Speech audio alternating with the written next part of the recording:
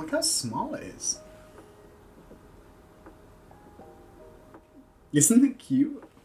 I wasted 2 cans for that because the first one didn't fucking record. Hey, it's been a while. I recently got a new PC and I thought, what have I always wanted to do? Make videos! Wait, what? For a while I was talking about the show. It's very inclusive, it's got lots of story and lore behind it, and it's got a lot of LGBT representation in it because, you know, if you didn't know, I'm British.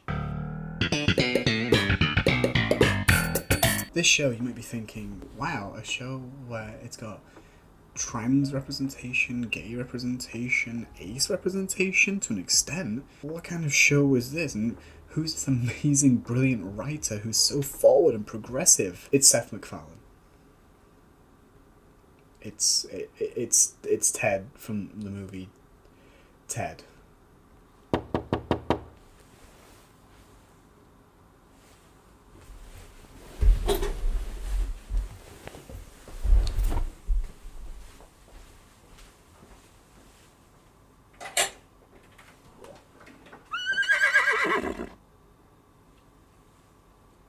The horse is here. Yes, the show I wanted to talk about is the Orville, or as you can see in the viewfinder, the Orville. That's not how cameras work, Vi. It's going to flip it once it's turned around. Yes, I've been wanting to talk about Seth MacFarlane's The Orville, which he created and stars as Captain Ed Mercer.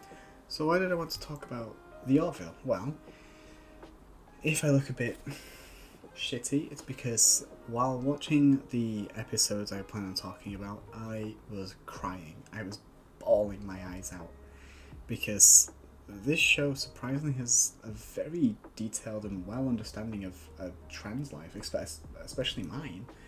Obviously, all different trans lives are different and affect people in different ways, but this show for me, or the one plot point I'm going to focus on that lasted over the span of all 3 seasons that are out, really hit me and spoke home. Chapter 1. What is The Orville? Well, as previously mentioned, The Orville is a show created, written and starring Seth MacFarlane, who is a captain on a ship that is pretty much like Star Trek. It's a more comedic Star Trek with a lot more jokes. Put them in quotation marks as comedy is subjective. Yes, there have been a few jokes in this where I have chuckled, I've laughed even, I've ha-ha-ha'd a few times. However, you can tell when a joke is written by Seth MacFarlane. You hear it and you're like, that's a Seth MacFarlane joke. He wrote that, he wanted that in. But there are a lot of jokes in there where you think, this is good. There's no way Seth MacFarlane wrote that. We open with Matt Mercer talking about the crew, and we get introduced to a bunch of new races. Here we're introduced to Alara Katan, a Solarian. Fuck, I did it again. Here we're introduced to Alara Katan, a Solarian. Solarians are a race in Mass Effect. We find out that the Solarians are actually a very strong race due to their high gravity on their planet. You're Solarian, right? I am, sir. Wait, don't you guys have, like, super strength? Soleil's gravitational pull is high compared to the planetary average, so yes, in Earth normal gravity, my physical strength is elevated. Kind of expositionally told in this scene. Alara is also the chief of security, being how strong she is, but she's only 23, meaning there's a lot of discourse being like, is she even qualified to be here at such a young age? For example, I'm 21, going 22 next month. This is my wall. I wouldn't trust me in any position. We're introduced to a few more human characters. Those I don't really need to talk about because that's not the point of this video specifically. Next up we have Isaac. Isaac is a artificial life form. They are virtually cybernetic species. Now there is lore behind them and how they came to be. However, just like the humans, today's video isn't about Isaac and isn't about the Kaelon, which is his race, sorry.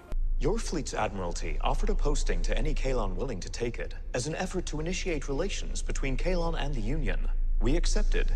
I was chosen to represent my planet. I see it as an ideal opportunity to study human behavior. Today we're going to focus on the Mocklins. We are introduced to Bortus. Now, Bortus is where everything starts to come together. I saved him for last because of this. Bortus is a Mocklin from the planet Mocklus. Mocklins are an entire race completely male, and they reproduce by laying eggs, and it is very rare that a female Mocklin is born. More on that later. Keep that in mind. This is one of those jokes where I said, you know Seth MacFarlane wrote it. Your entire species is male, isn't it? That is correct, sir. So there's probably not a lot of arguments about leaving the toilet seat up and that kind of thing, right?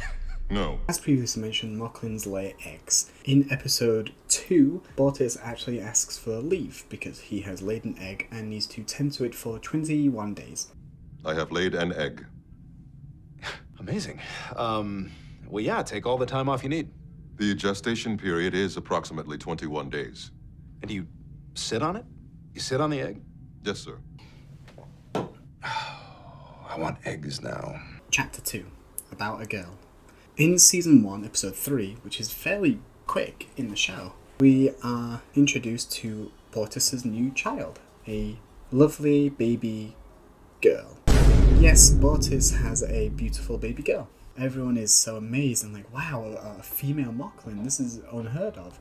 To which Isaac then tells us, once every 75 children born are female. To which you might be asking yourself already, which, quick, sharp mind if you are. Those numbers seem quite high, so where are the female Mocklins? We already heard Captain Mercer say there are no female Mocklins, so where have they gone? This is where we learn through a conversation between Clyden and Bortus, Clyden being Bortus's partner, that Mocklins, if they are born female, have to go a change to be corrected. The correction makes the female a male, a sex change, which is exactly what the libtards want, am I right? The entire episode we see that Bortus even asks the ship's chief of medicine, Claire, to operate the sex change on the baby, to which Claire says, fuck off. Because I will not perform a sex change on a perfectly healthy newborn. You ever hear of the Hippocratic Oath? It is my understanding that as a doctor, your duty is to cure illness. Bortus, this is not an illness. Your child was born female. I got news for you. It happens all the time. My world is different than yours. I would hope that you would respect that. I am a Union doctor serving on a Union ship, and I will not perform a sex change on a newborn infant. Females are weak. Don't take that out of context. In this scene, we also see that Bortus has gone over the commander's head and actually contacted the Mocklin ship to come get the female baby. This makes some problematic situations happen, such as Ed not wanting to hand over this baby because it's fucked. Yet, it's their version of the UN. It's the United Nations of planets and races. To not disrupt that, the Mocklins then say that they're going to pull themselves from that organization. And Mocklins being their only source of weapons and security, Mocklins being quite strong races and being quite advanced in weaponry. They remind me of Krogans in Mass Effect, big, strong creatures that believe they're the most superior race because they're the strongest race. Throughout the episode, we see the crew on the ship trying to convince Bortus to change his mind.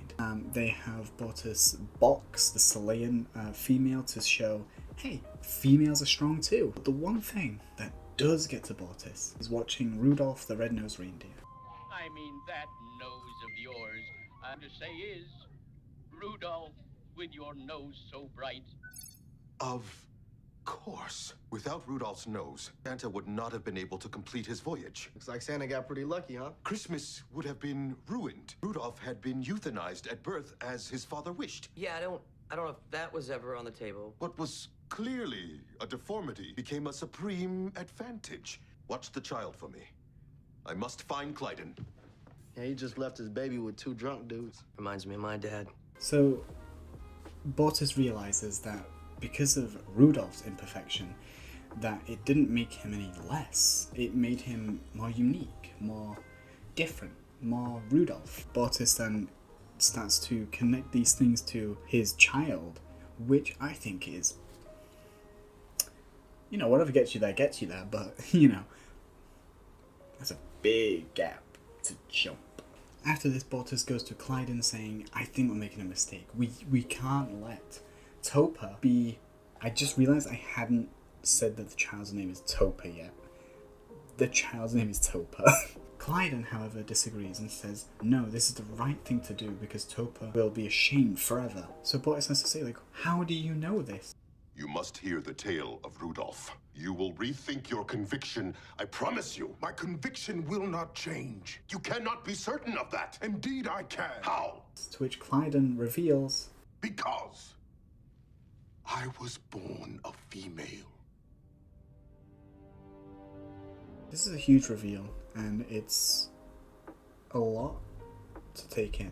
Because then you're thinking, us as humans, we understand, like, don't do this to a baby, that's fucked up. But to them, that's what they're used to.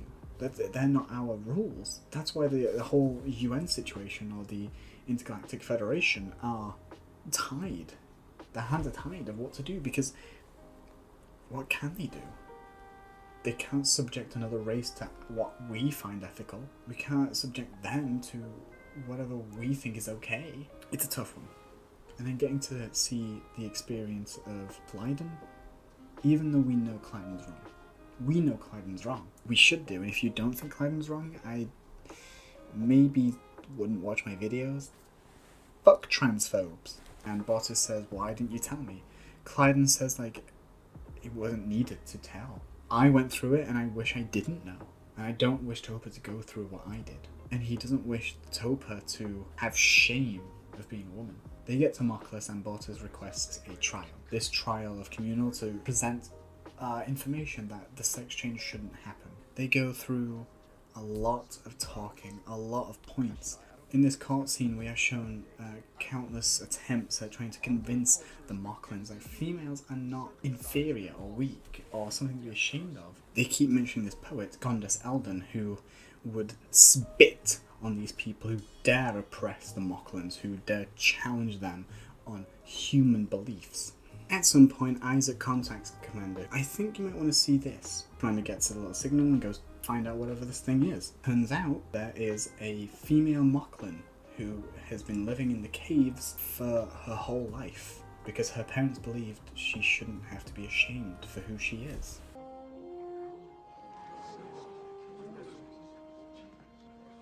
What is this? This is Havina. Havina lived her entire life in a cave, isolated. She never lost hope because she believed that she was beautiful the way she was. Her parents taught her that she was beautiful. I am happy.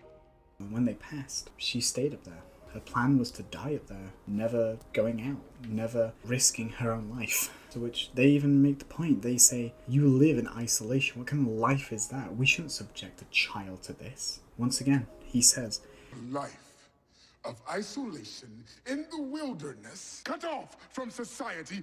This is your shining example? To which Havina says, the blackest abyss is a pock in the flesh when one has gazed in solitude upon the infinity of self. You dare to bastardize the words of Gondas Eldon to serve your own purposes? If he were here, he would spit on you for that. Would he? Why don't you ask him?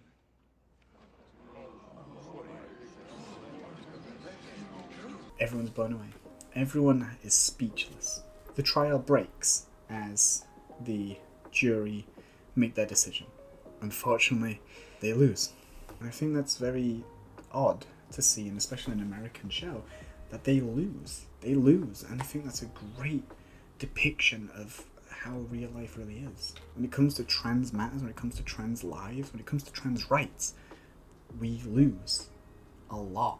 Currently, there are laws being passed in Scotland and Wales that they want to make it easier for people to change their sex and gender on their birth certificate, and the only one standing in their way is the UK government or the English government.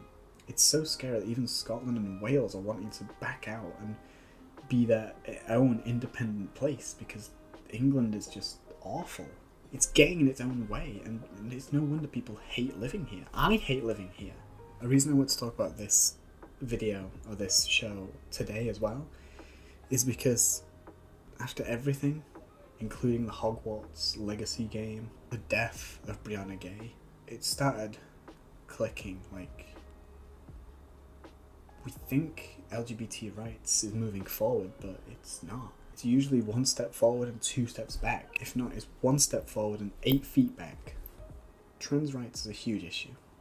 I faced a lot of discrimination myself. Surprisingly though, I've faced a lot less than what a lot of people have. Not to say it doesn't matter, because any discrimination is bad.